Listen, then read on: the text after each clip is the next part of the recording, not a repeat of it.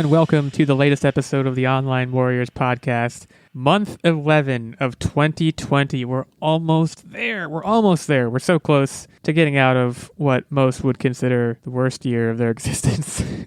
But we're not here to talk about that. We're here to talk about fun things, and I'm Illeagle 86, and I am, as always, joined by the ever-so-lovely Nerdbomber and the ever-so-hunk-like Techtic. He's a hunk, ladies and gentlemen, honestly. He's an equal opportunity hunk. You know, I have a question. Since we're talking about the turn of November, are you guys feeling Christmassy yet? Or are you one of those people who try to delay it until the end of November? Techtic, you go first because I feel like I'm going to have a diatribe. So why don't you go first? In general, I like to have some Thanksgiving thrown in there. However, this year, what are even calendars really? Right. Time is just a construct. So I want to dig into something. You said you want to let a little Thanksgiving in there. Can you define that? What is Thanksgiving to you besides the day itself? Pilgrims? So that's the only thing I could think of. I like basically my kitchen tablecloth. That stays until Thanksgiving is done. We can have Christmas lights everywhere, but the tablecloth stays. Is it I'm trying to picture this tablecloth, even though I've never seen it. It's orange and brown. Is there a cornucopia involved? There are some gourds present. There's some gourds. How did the cornucopia get co-opted into just being the symbol of Thanksgiving? The cornucopia and the turkey. You know, they go hand in hand around this time of year. Right. Now, my girlfriend's family, God bless her, and her family, they do a ham and a turkey. Isn't that, that's America, guys. I kind of get that. Let's be real. Turkey's kind of gross. I get it too. Turkey's nasty. Wait. Turkey's delicious. Wait. Ham's delicious. Turkey's gross? Okay. It's edible. I'll eat it. For the record, I'm not super happy about it. It's dry. I'd rather just have chicken. I'm going to take away some of your credibility. What do you think of ham? I also don't really like ham, but if you liked ham, I could understand. Okay, but for the record, the reason I don't like ham is because I got the flu the day of eating a Christmas ham, and then that Christmas night when I was 3 years old, I vomited ham everywhere. So it's one of those mental things. I actually I like the flavor of ham, but every time I eat it, it just reminds me of vomit. So as far as turkey goes, ham, you have demons. That's clear. As far as turkey goes, what this tells me, no offense to Mrs. Nerdbomber and Mr. Nerdbomber, whoever cooks the Thanksgiving turkey that you eat, you haven't had a good turkey yet. Boom, roast. That's my... I'm just saying, even the moistest turkey is still dry compared to chicken. But you haven't had one with, say, maybe bacon wrapped. I have. Still dry. I eat the bacon off of it, and then the turkey underneath, still dry. Even moist turkey is dry. Maybe you're a dark meat person. Dark meat turkey I will eat. I like dark meat turkey. So you're a dark meat person. Okay, let's talk stuffing. First of all, I guess I never thought I'd have to ask this question. Are you for or against stuffing? Oh, I'm for stuffing. Or dressing, shove all of that stuffing up that turkey butthole and you cook it in there real nice. I know, actually though, I think now you're not supposed to because of salmonella, but you know what? Cook it to temp. Get the stuffing in there. I've never heard someone so joyously say... Yeah, my family never shoved things in the turkey butthole. What? Get that... Well, you have to shove it in the butthole, but I've never heard anyone put it that way. My mom just is put the stuffing in the turkey and I'm cooking it, and you're like, shove it up in that butthole. You're very anatomically specific about where the stuffing should go, and you know what? That's for the best, I guess. I'm a stuffing fiend. I love stuffing. It's my favorite part of Thanksgiving. I'm like a child. I don't like vegetables. Yams, I could take or leave. Corn's pretty good. I'm excited for Thanksgiving, just talking about this, by the way. As far as Christmas goes, I think initially the question was, are you letting Christmas sneak in? It's funny you brought this up because this is actually taken up some of my brain bandwidth the past few days. On any given year, except for this one, I am a staunch, and I mean staunch, if to the point that if I hear a Christmas song before Thanksgiving, I'll plug my ears. I think it's a travesty, what people do in around nowadays, that they're blasting Mariah Carey. You know the song I'm talking about. I don't even have to say it. But this year, I don't know. This year, first of all, I'm giving everyone a pass because, obviously, I might give myself a pass too. I think I might need to inject a little joy into my life, and the easiest way to do that, now that Halloween is gone, is hey, bump the Burl Ives a little early this year. See, that's kind of where I'm at. So usually, like, I'll let the Christmas music sneak in a little bit early, but I refuse to decorate until after Thanksgiving. And, like, part of that's because I respect Techtic's wishes, but also it's because, like, Thanksgiving feels like once you're done with Thanksgiving dinner, my family always had a tradition where we would go outside and my dad would plug in the Christmas lights on Thanksgiving night after we were all, like, fat and sleepy, and that would be the start of Christmas. So that was always kind of my thing. But, you know, this year, I bought $300 in new outdoor decorations for my house, already started listening to Christmas music, and screw it. Like, my Thanksgiving's not going to look the same this year, so might as well move forward to the happy Christmas stuff. And Hallmark's already playing those awesome movies, so... You should still do a turkey. Yeah, Techtic. I don't think that's going to be a concern. We have a tradition in my family's household, actually similar to yours. We don't listen to Christmas music, but we put it on at Thanksgiving dinner, like in the background. So it's kind of a similar thing. It's like that's when Christmas is allowed to begin, I guess you could say. I mean, that sounds kind of haughty, but yeah, I don't know. I mean, I've marketing wise, make no mistake, it has begun. Like I don't watch like cable TV anymore, so I don't like watch many commercials if I can help it. My girlfriend also has YouTube Premium. Again, God bless her. But I get a lot of emails from companies that I've bought one thing on their website once, and they are bringing it hard with like the Kris Kringle crap at this point. Them, I'm less willing to give a pass to than just like the average Joe Schmo who like, you know, is living through dark times and like needs a break. Companies need to cool it, and they've needed to cool it for years and years. Ever since they infringed on Black Friday by moving it to Thanksgiving, I've been kind of angry at them, at least harboring resentment. I don't know. I guess, I mean, we'll be talking more and more in the next few weeks about Christmas and holiday spirited things. I'm sure we'll talk about Thanksgiving quite a bit too. But for right now, we're just exiting spooky season at the time we record this. So I haven't fully gotten there yet, but I applaud you, Nerdbomber, for going full jolly old elf. I mean, you're not old. I don't want to like out you age-wise, but I mean, I'm getting old. But she is an elf because you're not going to correct her there. You're totally an elf. And I don't know if she's jolly right now, but I've seen her be jolly too. I've seen both of you be jolly. And maybe even Holly jolly, but let's not get crazy. We have some things to talk about today. We're not just going to be shooting the breeze, although, boy, that would be a joy. We have to talk about The Mandalorian, of course. I mean, this premiered on Friday, so there's going to be some, I would say, spoilerific things that happen there, so I'll tell you when to turn your volume down, I guess. We're going to be talking about one of the latest PS5, I mean, if we go back and forth between Xbox and PS5 release, I don't want to call them snafus, but that's kind of what they are a lot of the time. And I mean, we're going to talk about one of those. We got to milk it for what it's worth, because in about 2 weeks' time, these consoles will be up. So like all of this pre-release fun speculation, we won't be able to do anymore. So enjoy it while it lasts, people. And then we're also going to be talking about the latest Raspberry Pi release, I guess is what I would call it. I mean, Techtic's the Pi guy, so I'll defer to him when we reach that point. But they have an exciting new product that's hitting the market. And pretty sure Pi guy is trademarked by someone else, though, so you could just call me Techtic. We'll figure something out. Techtic is just your... Techtic. It's just your regular name, though.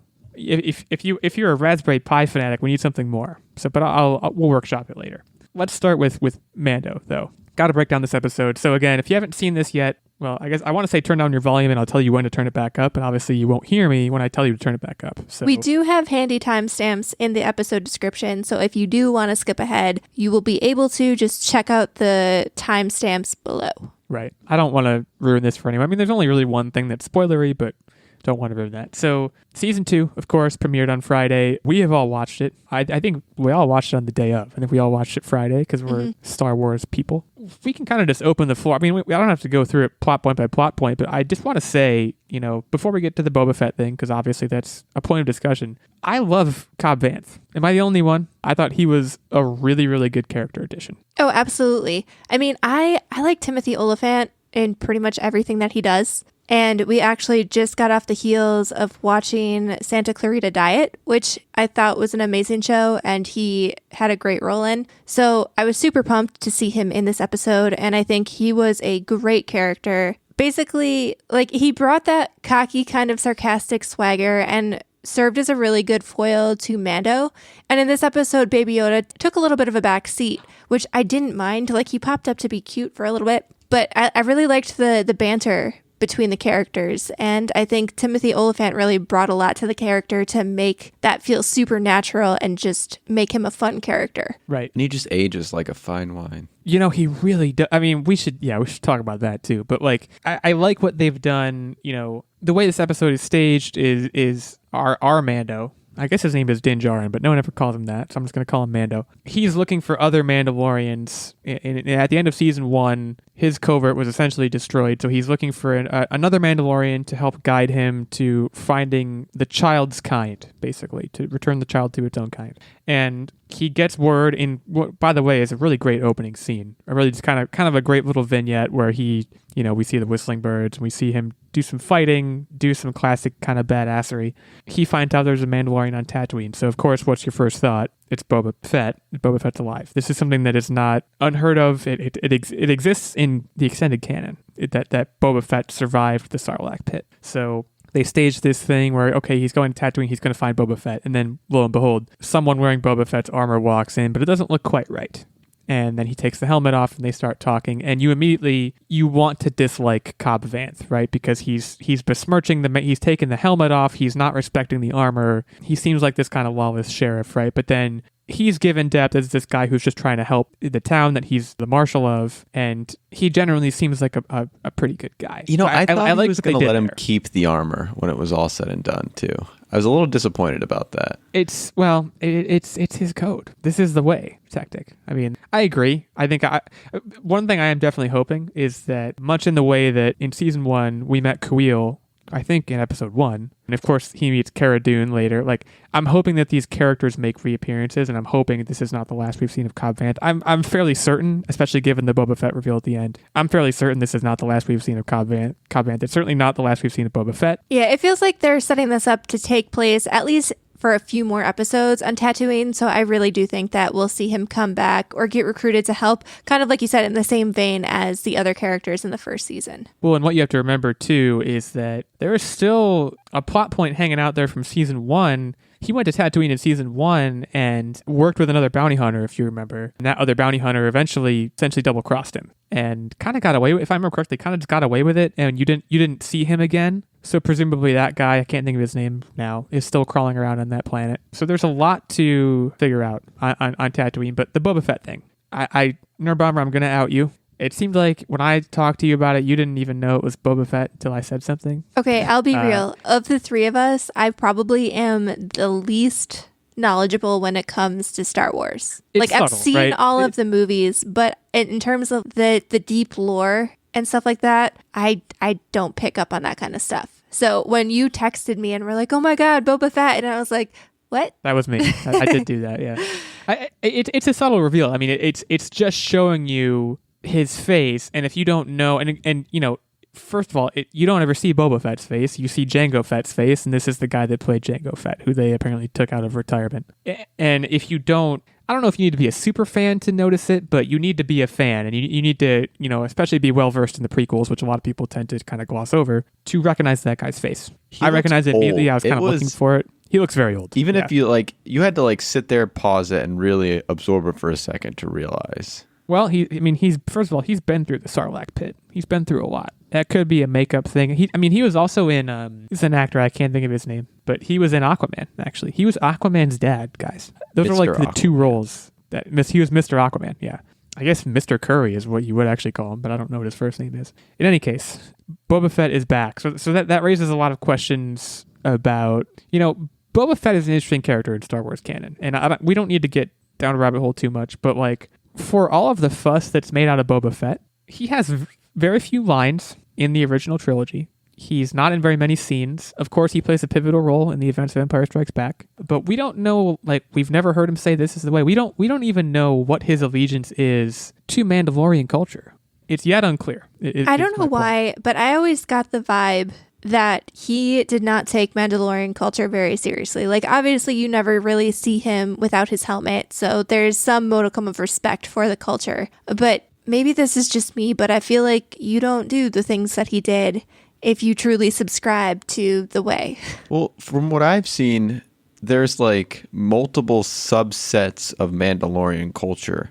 the animated series, I believe there was a Mandalorian, I'm forgetting her name, but she consistently took her helmet off and just had her own set of rules. There's like, I remember this owl group of Mandalorians that like had different helmet styles. There's a lot of different subsets, and I don't want to say that one person doesn't appreciate it because they don't follow the same ones as Mando. The Jango Fett actor, by the way, Tamura Morrison, I want to give him his due because we just talked about him a lot. Tamura Morrison, very interesting name also.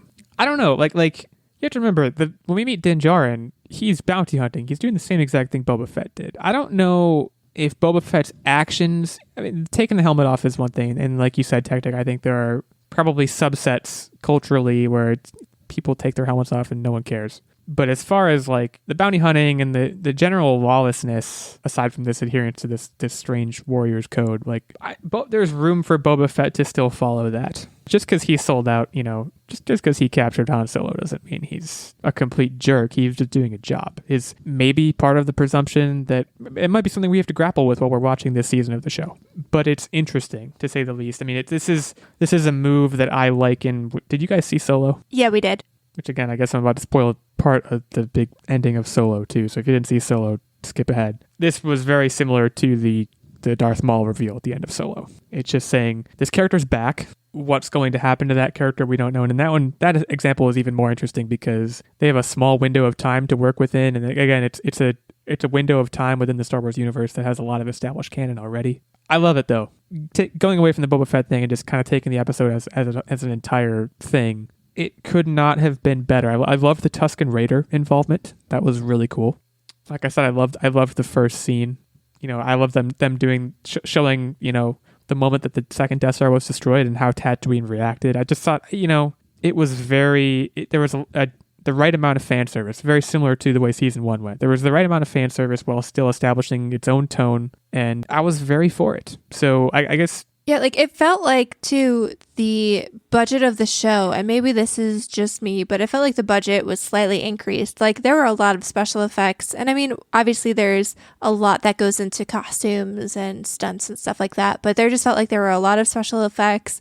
And honestly, maybe I'm going to go out on a limb here. This is probably one of the best things to come out of the Star Wars universe in a very long time. Like in my opinion, the weight of the Star Wars franchise right now is falling on the shoulders of the Mandalorian, yes. And he is strong enough to carry that load. And here's the other thing to consider as well. I remember in season 1, we were trying to really narrow in on the exact point in which, from a timeline perspective, the Mandalorian takes place. Now, I mean, we could be within a couple of years from what we've seen. And so we've really kind of, just from this episode alone, honed in on that. It certainly seems that way. I agree. I mean, as someone who was not generally a fan of the sequel trilogy, nor a fan of Rogue One, which people seem to love, I mean, I'm definitely in agreement that The Mandalorian is one of the better things to happen in a while. And also, I think the powers that be that are in charge of Star Wars are pushing a lot of their chips in that direction. I think that's a very good move. As far as what's going to happen with this season, I don't know.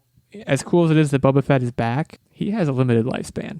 He's not going to survive this season. That is my current, I guess, splashy prediction. My prediction is that he is not going to be even a season-long arc. I feel like he's going to show up in 1, maybe 2 episodes, give some either words of wisdom or help him out of a sticky bind and just kind of point Mando in the right direction, and then we won't see him again. Consider this crazy. I don't think this is actually going to happen. What if Din Djarin dies and Boba Fett takes up the Mandalorian armor? No. That would be insane. Don't like it. That would be okay, but that would be crazy. I'd sooner believe Baby Yoda eats him. I mean, Baby Yoda and Din Djarin have a bond. They just do. It won't be the same if someone new tries to step in. It just won't. What if Boba Fett sees Baby Yoda and is like, I get it. I get what you're trying to do with this kid. I mean, everybody who sees Baby Yoda gets it. But right. It's just, Baby Yoda, it's a fake animatronic doll, but you can see it in his eyes. That's his new dad. Baby Yoda transcends time and space. I prefer what I said. Baby Yoda's going to take one look at him and go, get your frog-looking ass over here. And I mean, if Boba Fett survived being eaten by a sarlacc, he can probably handle Baby Yoda, but we'll see. Not going to lie, I almost just spit water all over my microphone. Consider all these predictions, and of course, on the social medias. We want to hear your predictions too for season 1 of The Mandalorian. Where is it headed? What was your reaction to the big Boba Fett reveal?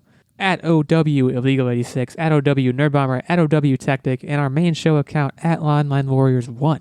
Go hit us up there, talk to us about The Mandalorian or anything else we talk about in this episode. More to come. More to come right now, in fact, because we're going to move on to our next topic, which relates to the PS5 release, as I mentioned before. Now, we've talked about on this show, the PS5, it looks like some kind of thing. It has this white and black color motif that I don't think a lot of people have taken very kindly to. At least that's my general inference from the social media reaction. So there's a company very creatively called Customize My Plates with the website PlayStation 5, which is pretty hilarious. They started promising customized PlayStation 5 faceplates to people who are, of course, getting the console and want to change the look. But as of today, November 2nd, Sony has stepped in and said, no. And now, perhaps I'm not seeing it here. It is unclear why Sony has said no. So, first of all, Sony is allowing vinyl console skins to be sold. The plates themselves, I have to believe this is some kind of hardware-related concern. Yeah, or perhaps something that they're going to be doing later with the console that they don't want this company to interfere with. Nerdbomber and I were talking about this, and my first comment was, I wonder if this has the potential to void the warranty, and that they're going to potentially have all these repair issues with respect to that. And Nerdbomber doesn't think so, so I'm going to pass it over. Well, it's not so much that I think it's going to void the warranty, because you were talking about people trying to pry the faceplates off and break their console. And these faceplates, they've already said, have been designed to be removed for maintenance and for potential exchanging of faceplates later on down the road. What I think they're very concerned about here are probably two things. First and foremost, let's be real, if someone else starts making custom faceplates for cheap, they're not going to be able to make and sell limited edition faceplates for a higher markup. So by putting a stop to this now, obviously they remove all competition, and they do have a right to, because I mean, it's their design. The thing hasn't even released yet. So that's one perspective of it. But I also am they're probably concerned about performance issues, and I don't know.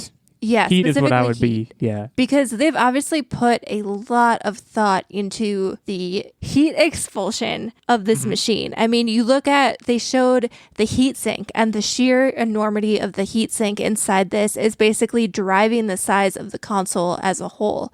You see those giant fins. Underneath those fins, there's all of those grills to let out heat. And I'm guessing that they probably have spec'd and designed a certain material for those plastic fins to make sure that they can correctly work with the heat flow that they've mapped out for this console.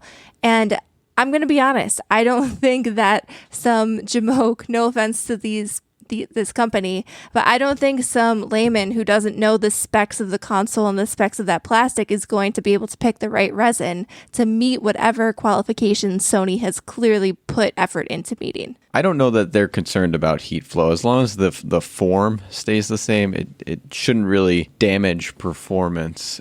I think it's more of a money grab, which I get. That, I mean, they maybe didn't realize there was a market for all these different customizable consoles, and now it's there and they didn't think about it. But oh, you bet they thought about it.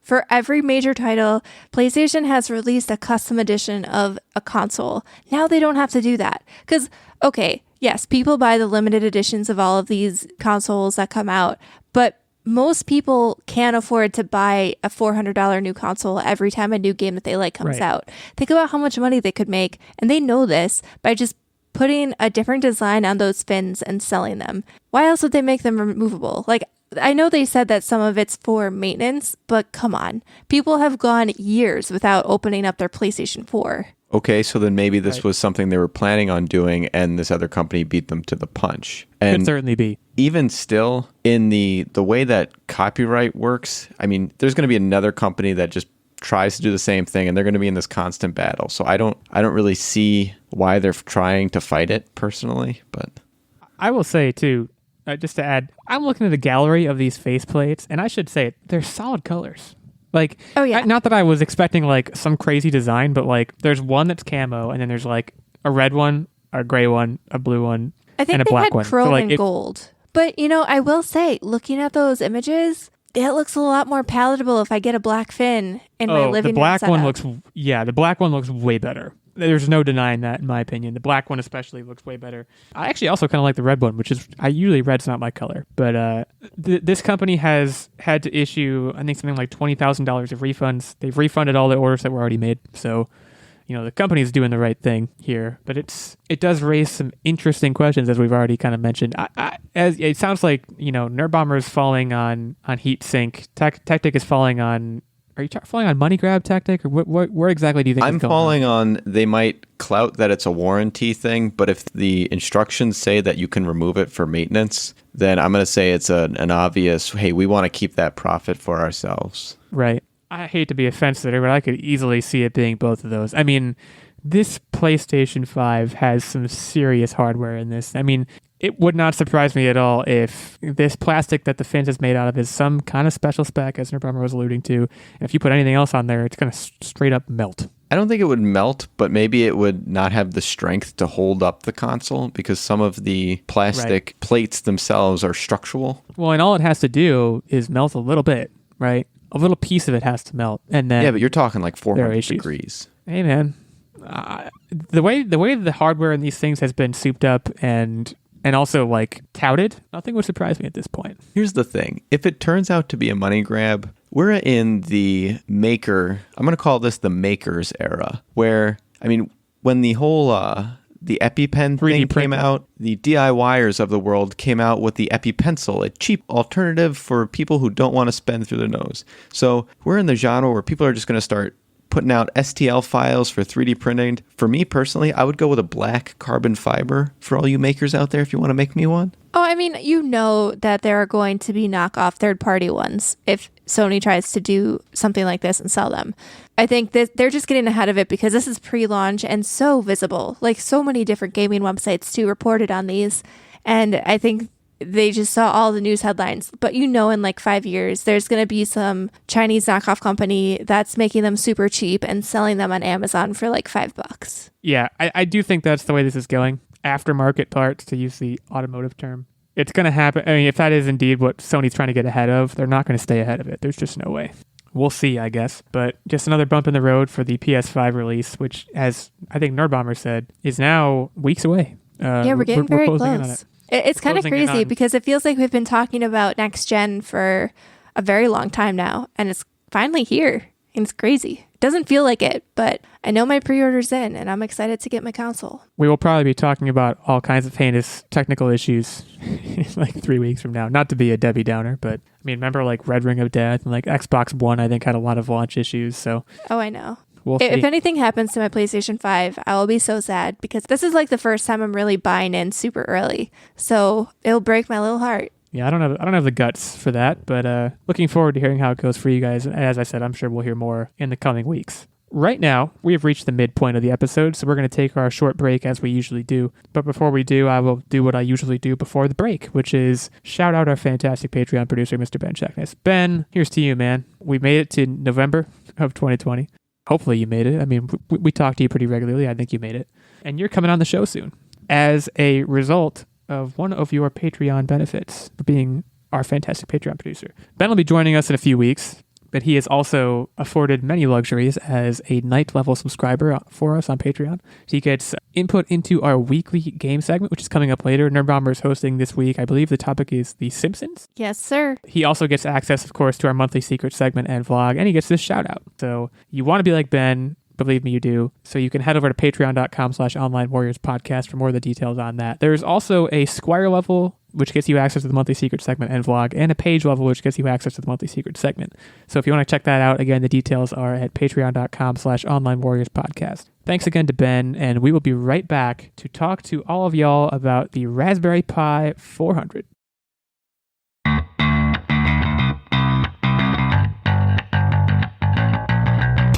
Hey, this is Liz. Hey, this is Heather. And we are Nerdy Bitches Podcast, a show where two geeky ladies podcast their way through pop culture. From movies and TV to our regular book club and everything in between, we bring you our favorite fandoms with a feminine eye. We are talking Star Wars, Star Trek, DC Marvel, comic books, and anime. And don't forget sci-fi, fantasy, action movies, video games, D&D, board games, and so much more. Be sure to check us out on Apple Podcast, Google Play, Stitcher, Podbean, or wherever you find awesome podcasts. You can also find us hanging out on Twitter, Facebook, Instagram, Pinterest, and at nerdybitches.com. See you soon. Okay, we're back to talk about the Raspberry Pi 400. Now, as I mentioned before, Techtic, I'm not going to call you a pie guy because you said don't do that. He's a pie boy, No. a pie fly. Actually, I could be okay with the pie boy, the little pie boy. You got to say it like Grandma just saw The me. Pie The little Piper. pie boy. Pie Piper was pretty good. If you're a pie boy, you're a pie boy, but it's spelled P-I-B-O-I. It's an I. It's not a Y. You're a pie boy. You own multiple Raspberry, just the one or multiple Raspberry Pis at this point? Multiple. Featured prominently, I believe, in a number of your Tinkering with Techtic vids available on the YouTubes. And this is exciting news for you and for anyone who wants to kind of break into coding, specifically children. And truly, this is marketed towards children. So the Raspberry Pi 400, something that Raspberry Pi Foundation has announced, I believe this was today, November 2nd. This is a Raspberry Pi. So, when you look at a Raspberry Pi, for me, the barrier to entry is I look at a Raspberry Pi and I'm like, so many pieces are missing. Let me explain what they did here. They took the Raspberry Pi 4 and just simply added some zeros. And they had the Raspberry Pi 400. That's all. Well, so that's not even remotely true. But that's not actually what they did. When I look at a Raspberry Pi, when I look at the Raspberry Pi 4, for example, Techtic's been telling me for a while, you got to buy a Raspberry Pi. And I Google it, or I look it up on the old Amazon machine, and I see, like, if I were to take a desktop computer and hit it a bunch of times with a hammer, like a baseball bat, and like pieces came out, a Raspberry Pi looks like one of the pieces that would come out if I smashed a full-size computer. It's a microcontroller. It's a tiny computer. Like, it has some ports on it.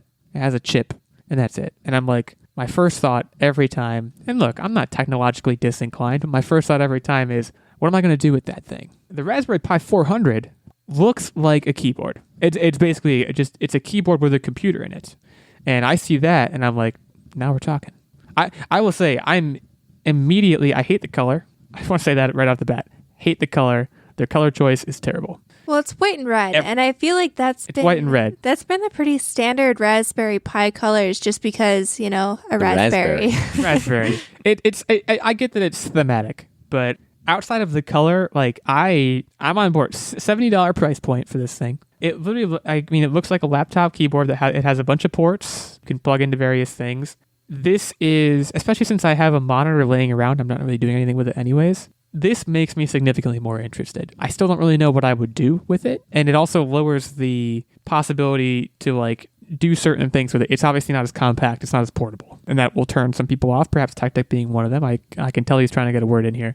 But for me, this is great. And for kids who want to get into coding, or even adults or average people who want to get into coding, this is a very, very basic starting point. Yeah, I will say before Techtic jumps in, I think the key target market here is definitely, like you said, I think it's kids and people who want to learn. I don't know if this is really going after the tinkering market, although they did say, and if you've been watching Tinkering with Techtic videos, they did say the GPIO pins will be exposed in the back. So you can, and I think you can take the whole thing apart, right? So even besides putting the GPIO pins aside, which are basically interfaces for hooking up servos and other mechanical work doing things, this is a really good starter for programming, but also it's a cheap computer. You can use it for browsing the internet. You can use it for watching various movie files. You can go on YouTube. You can do all of the stuff that a cheap computer can do, and it costs you $70. And it's not a stupid touchscreen tablet, so you have actual tactical feel, which is great. So I do have one question. So power is provided via USB-C. The only storage capability you have, unless you plug in a portable hard drive, is micro SD. Am I understanding that correct? I'm looking at the specs right now. Every Raspberry Pi requires you to plug in a micro SD, so that's not really anything different.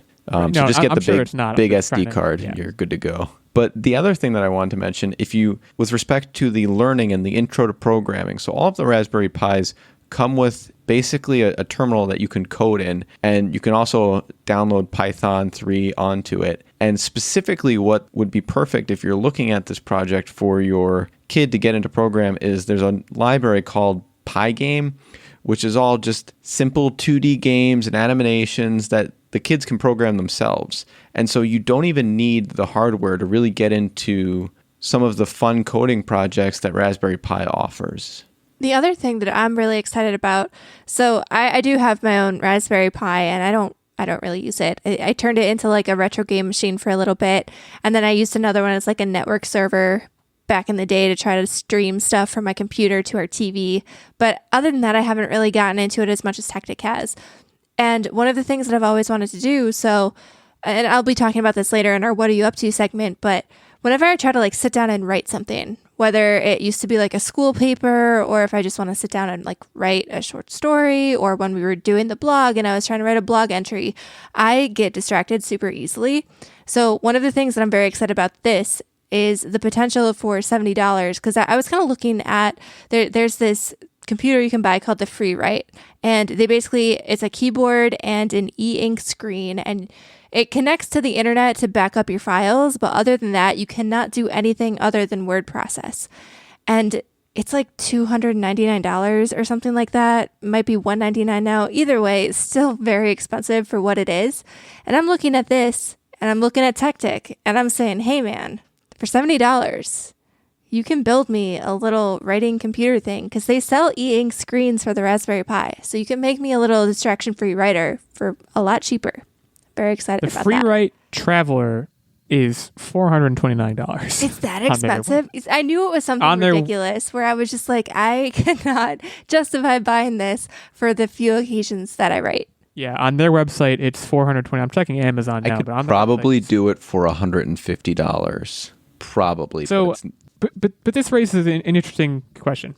Why is it better for me? Is there any reason? And I'm asking you, Techtic, again, as the expert.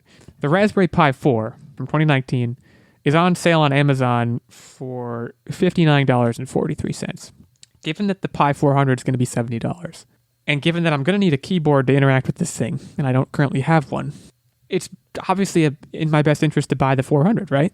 I mean, you can't buy a keyboard for $10. At least not that I know of. Can you? So that's, I don't know. Now I'm asking you how much keyboards cost. I mean, you can find cheap keyboards, like keyboard mice combos for $10, but they're like teeny portable ones, the kind that like Techtic uses in his videos and stuff to control stuff remotely. Here's my honest opinion of this. This is really great for a plug and play type person.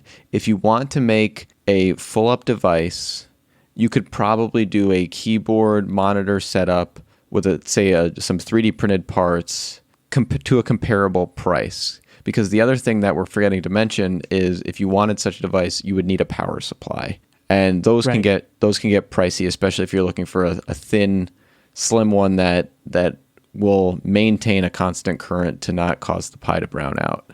Well, he's mostly just talking about, I think, like, are you using a straight up Raspberry Pi to do your coding stuff, or do you get this little all-in-one unit type thing, right? Like, you're not trying to make it like a portable laptop. Like, well, I would. That's what I'm not trying to turn it into a computer. All I'm saying is, if you want to plug and play, this is your thing.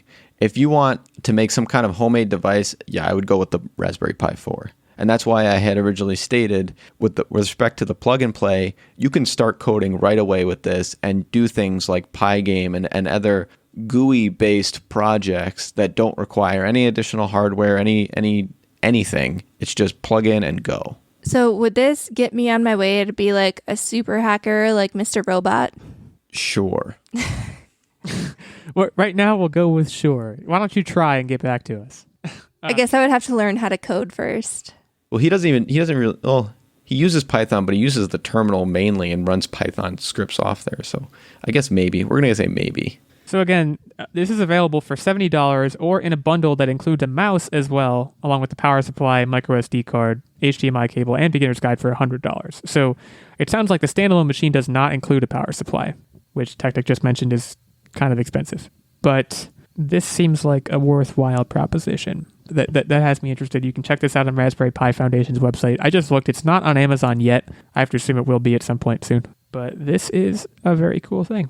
So with that, we are going to move into our What Are You Up To Wednesday segment where we talk about what we've been up to. And it sounded like Nerdbomber mentioned before some things she was going to talk about. So I'm going to turn it over to her to start. So the big thing that I have been doing over the past week is preparing for NaNoWriMo. I think that's how you pronounce it. Essentially, it's an acronym I never know. for National Novel Writing Month. And this rolls around every November. And it's basically you have a goal of writing 50,000 words because the average book, I would say, ranges somewhere between 50,000 to 80,000 words. So essentially the website, you sign up for it and it gives you a place to track how many words you write in a day. And it kind of motivates you to show you like how many words you need to write to hit your goal and eventually finish a book. And there's a bunch of resources on there if you're a first time writer for planning out novels, developing characters, developing worlds, etc., etc. There's not a place to write directly on the website, but you can write in whatever program that you prefer because I use a website called Plot Factory, and we're not sponsored or related to them in any way, shape, or form. I just like how their software is set up and it's all online. So like I can hop from device to device, which I do often. But you can pretty much write wherever and it connects you with like-minded writers and stuff. So I actually, for the first time, and this is something I've always wanted to do, I started writing a book over the summer and I got to like 30,000 words and I kind of hit a wall. And I don't know if it was just because the weather got super, super nice and I just didn't want to be cooped up and tied to my computer, or I wanted to hop in the pool, or I don't even really know. What did I do this summer? What even happened to summer? Are we still in summer? I don't know. 2020 is a Calm myth. down. I think it's gone. I think it's over. But either way, I took a few months off and I heard a lot of people, like one of my really good friends is participating. She does it every year. And I was like, you know what? This is a great way for me to, have a set goal and really knock away at this book. And hopefully by the end of the month, I will be finished. So I know this person. You do? Shout out to this person.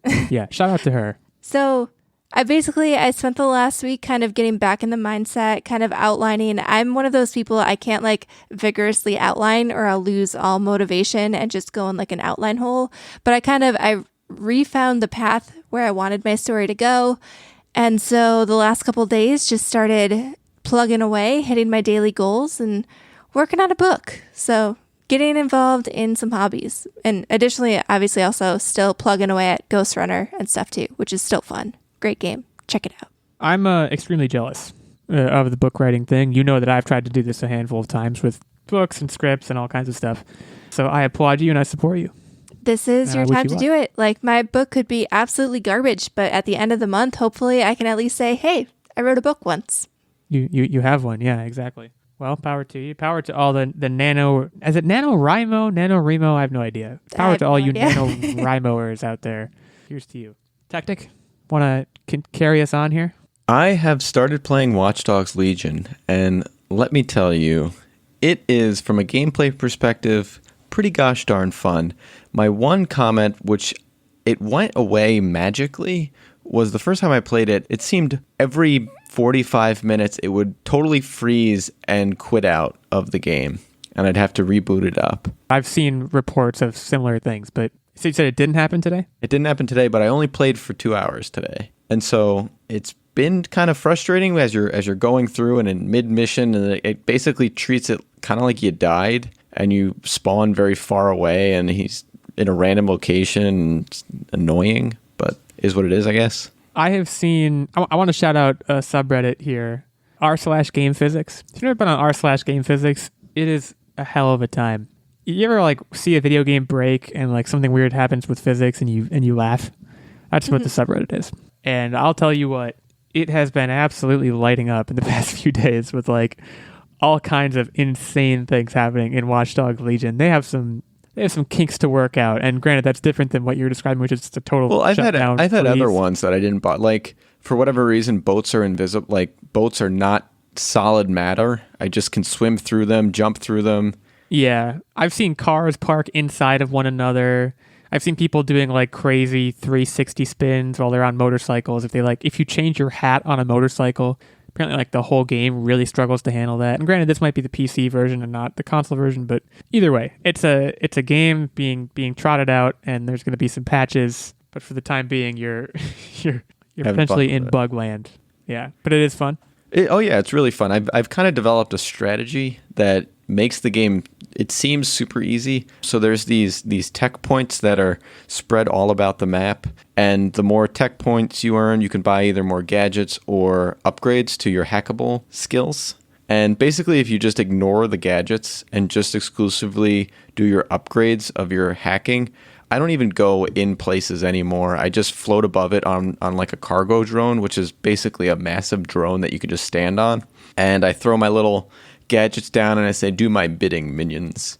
And it works out great. Not a single bullet flies my way, and drones are wreaking havoc on all of them, all the bad guys. I have to Did ask. you go to the tech point because your name is Techtic? No, I just found that shooting and going in guns a-blazing doesn't really work out favorable with the way that Just like real life. Well, I found that the second you shoot a gun, literally everyone, no matter if no one's around, if you shoot one little gun, everyone comes in. So that's not what you want to do. Then with the takedowns, sometimes they'll notice you even if their back's turned to you. So that's annoying. So just throw a bunch of drones at them and call it a day. So I got to ask, have you recruited an old lady yet? No. Have you come Oh, across come on. an old lady and just chosen not to recruit her, or have you just not passed one in your travels? So the old people can't take hits at all. And again, I'm damage averse in general. So the characters themselves don't really provide me much benefit in general, since I'm using just exclusively drones. But isn't that like the whole fun part of this The game, fun. that you can recruit a bunch of different characters and have different ways to approach a game, or you just have one specific thing in mind and you're just going to go for it? So I am recruiting people, don't get me wrong. However, the people that I've come across thus far are fairly generic, and they don't really provide any je ne sais quoi at this point. I've came across like 2 unique characters, and you're darn tootin' I recruited them. It was a lady that wore this weird beret. I was for that. It might have not even been a beret. It might have been one of those squishy hats. I don't know. It was a hat. So did you just recruit her because you like the hat, or did she have some kind of like fun power thing? She also came with tasers, which again, I don't use based on my approach. But all in all, the perks that the people have based on my approach doesn't really benefit me. It's rather, hey, this person looks interesting. I like your hat. Let's be friends. Okay. Like there's one guy was wearing a pig mask like that's on the cover, and I'm working on recruiting him. He hasn't came over to my side yet. So I have a lot of questions. I'm sorry. How is the story of this game? Because I know the first Watch Dogs, and I never really got back into the franchise because of this. The first Watch Dogs I did not find super compelling. Is this story, like, is it better? The story's good so far. I feel like I already know who the bad guy is, but I don't know if this theory is correct. So I'm just going to say I think it's the chick. When you play it, you'll know what I'm talking about. But don't spoil it for me if you already know. But that's who I think it is. I think there's a whole sort of collusion going on within our organization. That's my guess. Wow. Duly noted. But yeah, the story is captivating. Cool. Keep us updated, especially on Old Lady Watch. We have vested in. I hope I didn't disappoint you guys with my approach of my play style. Not gonna lie, a little. But you know, that's the magic of games like this, is that you can really do whatever you want. That's just not how I would have done it. But you do. I believe in you. Yeah, you listen, you have to do what feels right to you. I jive Right. with You the don't- tech you don't dance approach. around. You jive with the guns blazing, granny guns blazing. That's you. See, I think for me, and maybe this is just my open world fatigue speaking, but for a game like this that is so gigantically open world, I feel like I would need to hop character types all the time just to keep it fresh and engaging.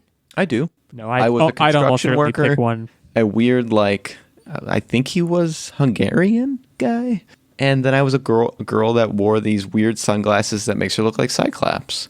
Those are my squad so far. I have a hard time with this in general. I stick to one person, and I'm like, this is my guy or my girl, and this is who I am. That's how I always I would was in struggle with that. Pokemon. So maybe I'm just talking a big game, and then when I actually get into it, I will just pick one single Yeah. team of like 3 people and just play them to death. I will say, however, when I do gun shy. scope out an area, if it's not open, like if I have to ultimately go in where I can't just throw the spider bot in there and have it traverse the building, I do pick the construction worker because he's got this massive pipe wrench that just demolishes people. So I do sometimes use people as favorable, but most of the time you can just go in, let the bots do your bidding. Well, keep us updated.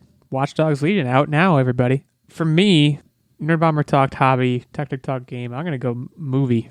It was spooky weekend. So my girlfriend and she heard about this movie, and I want to recommend it. It was one of the better horror movies I've seen in a long, long time. Definitely top 10 horror movie overall, period, for me. So Nerdbomber, I know you can just check out. I know this is a good thing. This movie is called His House. It's available for free on Netflix. Also, I'll add that too. One of the best streaming experiences I've had with a Netflix original movie ever, like period. This was a very good movie. It has 100% on Rotten Tomatoes. It's a horror movie about refugees, which is a very interesting. Refugees come to London, and they're given housing, and the house that they wind up living in turns out to be, you guessed it, haunted. But the reason and the manner in which it's haunted kind of become interesting as the story unfolds. And there's dramatic elements. There's kind of a bit of a mystery. There's a twist in it. I would really recommend it to anyone who likes good classic scares, but also presented in a very fresh format with a lot of also really, really, really beautiful shots. So His House on Netflix. Are any of the refugees hackers by any chance? No refugee hackers. It's really it's two refugees. Neither of them are hackers. No hacking of any kind in this movie, actually. Also, not really many famous people. So if you're looking for me to name drop, I think Matt Smith, the old Doctor Who from whenever, he's in it. He's like the only person you would recognize. And I'm not even sure it's him, but I'm pretty sure it is. So yeah, His House. That was really good. Other than that, not a lot of update from me. Still haven't picked a new video game yet. Been doing a lot of reading, working my way through the Lord of the Rings still. Those are hefty boys if you've ever had the pleasure. So that takes us to quiz time. And I'm going to hedge immediately. I think I've watched like 2 episodes of The Simpsons in my life. I have a general sense of what's going on, but I don't have the particulars. So Nerdbomber, take us away. We'll see if I can fend off Techtic here. Okay, so we'll have you start answering questions first just to give Techtic a little bit of an edge since now he's become the new Illeagle and hasn't won a trivia game in a while. Ouch. Right. We're going to take, again, the Price is Right approach to this. I was thinking about maybe doing one of the true or false or lie detector things, and I didn't have the creativity to pull it out with The Simpsons. So we're going to jump right in here. The Simpsons is one of the longest running shows on television currently. How many episodes of The Simpsons have there been as of November 1st, 2020? It is very many. Hang on, I need to do some math. This is going to take a little bit. I'm going to do a Techtic thing here and get out my calculator, because I think it actually might benefit me. Okay, I'm going to say 1,500. All right, Techtic, what do you say? I saw you got your little calculator out too, so. So I believe they were out for, they're close to 25 years. And I'm going to assume 40 episodes a year. That feels low, but I'm going to go ahead and assume 40 episodes a year. So maybe 1,000. So you guys actually both busted. Since its debut, The Simpsons has broadcast 688 episodes. Whoa. Yeah. I thought I might be low. Wow. I thought, I don't want to spoil that further future questions, but I think it's actually been on for longer than 20, whatever you said, Tech, to 24 years. But it was 25. But clearly I was wrong about something. So, okay, 0 points on the board. Great. Let's continue. So kind of in the same vein, The Simpsons actually started as an animated sketch on the Tracy Ullman Show. When did the Simpson family first appear on that show? I'm going to stick with 25 years, so let's go with math, 1995. Okay, I'm going to say 1985, because I do think it's earlier, and I'm going quite a bit earlier to be safe. Okay, so Illeagle, you actually got this one right. The Simpsons family first appeared on the Tracy Ullman Show April 19th, 1987, and they more or less looked the same. They just looked a little bit different. I would they say looked janky back in the day. They did look really janky. Homer Simpson actually was like wearing a suit and looked smarter, if you believe it or not. So, Illeagle, you now have 1 point. That puts you in the lead. Okay. So our next question is, how many Primetime Emmy Awards has The Simpsons won? 12. Techtic, what say you? 13. All right, so Techtic's kind of dirty tactic here paid off. They've actually won 33 Primetime Emmy Awards. So it's a very award-winning show. Anyways. So you guys now are both tied at 1-1. I have 2 questions and a tiebreaker left, so this could really go either way. The next question is, one of the craziest things about The Simpsons is that it's actually been credited with predicting the future. It's correctly predicted smartphones, Super Bowl winners, and even presidents. And this is being recorded before the election for all of you in America, so kind of no relation. Among many other things have they also predicted. According to Hollywood Reporter, who has actually went through all of the episodes and tracked their predictions, how many times has The Simpsons successfully predicted the future? That was kind of a long-winded question, but we got there. It's also it requires a broad interpretation. I'm glad Techtic goes first with this one. 22 times. Okay, it's more than that. I'm not gonna say one more. I'm not gonna be a jerk. I'm gonna say 34. You should have been a jerk. According to Hollywood Reporter, they've predicted the future 30 times. And if you Google this, there is a whole article where they go through the entire series and they like go line by line and list all of the different things. I think I remember seeing a clickbait post that said 30 times The Simpsons predicted the future. And you know what? I clicked it and I got an ad and then I backed out. So So let this be a lesson to you kids. Always be a jerk. Always do the +1 strategy. Damn it. Okay, so I'm down by 1, right? I'm still alive. Yeah, but you're now still you're alive. starting, so if I'm a jerk. Which you've shown already that you are. So let's do this. So The Simpsons made a movie, boys. There was a Simpsons feature film that premiered back in 2007. How much did the film gross at the box office worldwide? I remember this. The joke in the movie that the Spider Pig thing. I remember that was a thing for a while. That was a big thing. Did you guys see it in theaters Spider too, Pig. or no? Was it just me? No, I did not see I did it. not see it. Oh. This had a modest gross. Domestic box office or worldwide? Worldwide, Mr. Worldwide. Worldwide. This is 200 million. Oh, come on. It was worldwide. Easily 500 million. So Techtic takes this one home. It grossed $536.4 million at the worldwide box office. So Okay, props. You were very close. So props. he has officially won. I do have a tiebreaker, and we could make this interesting and go all or nothing. Or we don't. Or we don't. Let's just do it. He needs the win. I know this. He needs the win. But let's for funsies. Let's just give him a victory lap here. Okay. So this final question is: The Simpsons was actually awarded the Guinness World Record for having the most guest stars featured on a TV series. How many guests have they had on the TV show? And that doesn't include the movie, because the movie also had guests, but this is not included in this count. Okay, Tactic. Wow us with your big Simpsons brain. One more time. 48. No, it's more than that. I mean, now I can be the jerk, and there's a clean conscience. 49. All right, so the jerk move worked out again here. As of October 18th, 2020, and you guys are super far off, there have been 871 guest stars on the show. But there was 600 episodes. And they have multiple, multiple guests sometimes.